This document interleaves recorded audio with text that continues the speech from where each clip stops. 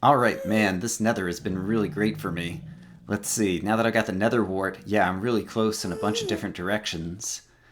Trying to get bingo here. Let's see what else we can find in this nether fortress. See if I continue to get lucky.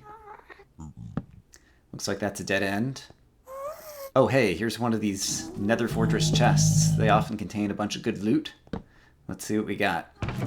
Oh, a saddle. That's another one of the items on the bingo card. So that's going to light up. Oh, and diamonds. Diamonds is the other thing that I need to complete it. Yes!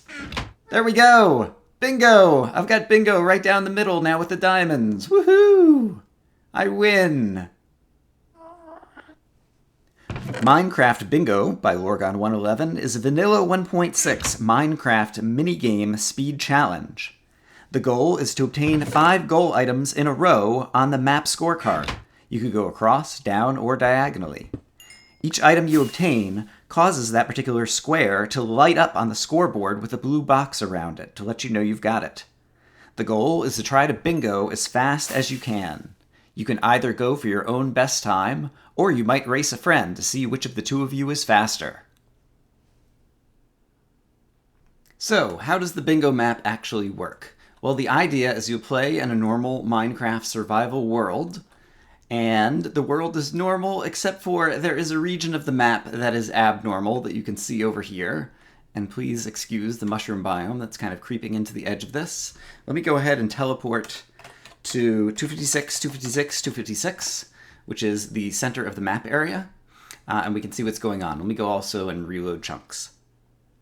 So I've flown way up in the air here, but you can see that there's just a big region that is devoted to the creation of the map, and we'll take a better look at it in a moment. But in any case, as a result, if you actually make a normal Minecraft map at the lowest resolution of this area, it ends up kind of drawing itself out just like this and gives us the little bingo scorecard. And yeah, basically maps in Minecraft have many limitations in terms of the colors that they can draw, as well as the way that they use elevation to do kind of shading of those colors.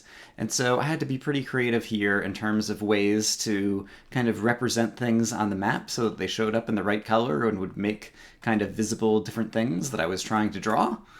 But in any case, that's how the map gets drawn. And as you can see down here, there is water around some of these items that I've already gotten. So for example, I'm over here by quartz, and I'm just in creative mode right now. And so if I were to get a piece of nether quartz into my inventory, it will disappear out of my inventory. And down here, well, it's already happened. Basically, there's a bunch of dispensers with water buckets that then go and fill this area with water around the quartz block on the map. And as a result, that gets updated when the map updates, and we end up with a little blue box around the area. And so that's actually pretty straightforward to do in terms of redstone and command blocks. I won't go into all of the details, but basically underneath each square, there's a little thing with a clock with command block that clears out a particular inventory item out of your inventory to detect whether or not you've gotten a particular inventory item. And if it does, then it fires all these redstone torches, as well as something that plays the firework sound to give you some feedback that you just obtained an item. And whenever that plays, it then goes and fires these dispensers that pour the water out, which then shows up as the blue square on the map. So it's kind of relatively straightforward. Yeah, I built all of this just in Minecraft creative mode because I'm not familiar with any tools like MC Edit that probably would have made this a lot easier. Oh well. And this whole area is a mushroom biome. I actually created this region of the world using a super flat preset that I created. So I was able to set the biome and different things through that and kind of like start everything off with just kind of like this big iron area and then built the rest of it by hand. The idea for Minecraft Bingo is something that I've seen before. There's various websites you can get that will generate kind of random bingo cards where it says, you know, it has different squares. It's like gather 10 red flowers or gather 20 spruce wood blocks or different things like that. And so that was kind of part of the inspiration. But then basically I had kind of like set my mind out to make some kind of Minecraft minimap minigame that you could create just using creative mode without any special tools or whatever, and so this is what I came up with. As a result of kind of building it this way, and also the particular thing that I decided to do, the map does have a number of limitations, and I want to talk about those next. The first limitation is by far the biggest one. For those of you who know how maps work, as far as I know, a map will only update, that is, kind of redraw its terrain section, if there is a player in that area observing the map and holding it currently in their hand. And so as you saw in the opening clip of this video, I was in the Nether getting different items and the map was still updating.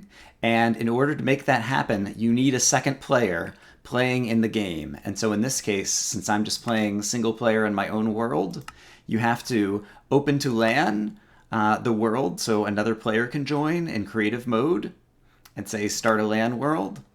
And then you have to have a second Minecraft account that you can log in a second instance of Minecraft into this LAN world so that another player can join the world, teleport to 256 here, and do nothing but grab one of these bingo cards and simply stand here holding the card the entire game while the other player goes off and tries to play bingo. And the only purpose of the second player is to hold the map so that the map will update. And the two maps that are found in these chests are copies of one another. And as a result, whenever one copy of the map updates, the other copy of the map updates instantaneously, even if it's held by another player, even in another realm, such as the Nether. The next limitation involves command blocks and detecting things in your inventory. So let's see, Netherwort is an example of something that I haven't gotten yet. And so let's say somehow I obtain a stack of 64 Netherwort and get them in my inventory. They all get cleared out at once. And so the first time, basically, you obtain an item, all copies of the item in your inventory get cleared out at once. But then later, if you try to obtain that item, it knows that I've already gotten that item, and so I can continue to hold that object in my inventory. This matters because, for example, let's say diamonds. Let's say at the very beginning of the game you found a jungle temple, and in one of the chests it contained 3 diamonds. If you grab all 3 diamonds at the same time and put them in your inventory, all 3 of them will disappear as it registered that you obtained diamonds. And so if you do find such a chest at the beginning of the map, you'll want to split up the stuff inside the chest and try to just grab one of the diamonds out, so it'll then register on the map, and then go grab the other 2 if you wanted to use those 2 to create a diamond sword or something like that. And that's just an unfortunate side effect of the way that command blocks work. As far as I know, the only way to detect items in the inventory of the player is to use the command block clear command, and that will clear out all copies of an object from a player's inventory. The next limitation I'll talk about is the fact that there's no way to reset the map. Here I've already gained 4 of the items as we've been talking through things in this little intro, and there's no way for me to reset things so the water goes away and these get unregistered as items that I've already obtained in my inventory, simply because I didn't hook up any redstone to do that. And so if you do want to restart the map, the only way that you can do that is simply to reload a backup copy of the map or go download it again. Another important limitation to know about, due to the 2-player restriction where one player has to stand here and hold the map, a lot of people may try to play the map on a server, which will work. You could put it on a server and have one of your friends log in and hold the map while you play. However, it has to be a vanilla server and not a bucket server. For whatever reason, whenever I've tried this map on a bucket server handles redstone and command blocks in a different way from vanilla, and for whatever reason, the map doesn't work on a bucket server. The final limitation is that this map itself is, of course, fixed. Every bingo card is the same. They all look exactly like this. If you're going to play bingo, you're going to play on this particular bingo card. I've tried to design it, both with blocks that I was capable of somehow kind of drawing. I'm not the best artist, and it's very hard to draw with Minecraft maps, but I tried to balance it so that all the rows and columns are reasonably difficult to obtain. And so even if you get off to a lucky start with like a jungle temple that contains some diamonds, you'll still have difficulty gathering the rest of the things you need in any particular row or column. And so I think this should make for kind of a reasonably fair game on any random seed, that it might take you, 45 minutes to an hour if you're a good player, to obtain all the items that you need to get bingo in some row or column, unless you happen to get really, really lucky.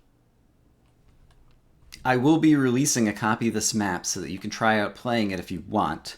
We're going to call it a beta, but if you do get a hold of this and want to try playing it, what you need to do is load up the map, teleport yourself to 256, 256, 256 in creative mode. That'll start you right here at the chest. Open the server to LAN as I showed you before so you can get a second player. One player should just sit idle holding the map, whereas the other player should grab one copy of the map and then teleport to another location that's reasonably far away. Let's say minus 1500, 80, minus 1500, for example, which will just bring you into some new Minecraft chunks that hopefully have some interesting terrain to get you started. And so this wouldn't be a bad place to start. It seems like there's lots of terrain around. There's some trees over here where you can get your first wood. And so you just start playing vanilla survival. Cut down some trees, make some tools, and try to go obtain all of these items and see how fast you can do it. I'm calling this map a beta, and I would like some feedback on it. I'm not necessarily committing to updating the map again to improving it in the future, but if I do get some good feedback for something that's reasonable to do, I may put out a new update to the map. I'm going to include a link in the description of this video to a thread on Reddit and ask people to post most of their feedback there, because I think that'll be the best way to organize feedback. But yeah, if you want to play it, by all means, download the map, check it out, and let me know what you think of it. Finally, if you just want to sit back and be entertained, I did do a speed challenge duel with my friend Berg, of the two of us playing this map to see who could do it faster. We were doing it on a little bit earlier version. I'll call it an alpha version of the map, but there will be a link to the playthrough that each of us did at the same time together inside a Skype call, where we were each playing in our own separate copy of the map, but racing to see who could do it first. And so there'll be a link both at the end of this video and in the description to that if you want to go watch that. So, I hope you guys enjoy it. See you again soon. Bye-bye.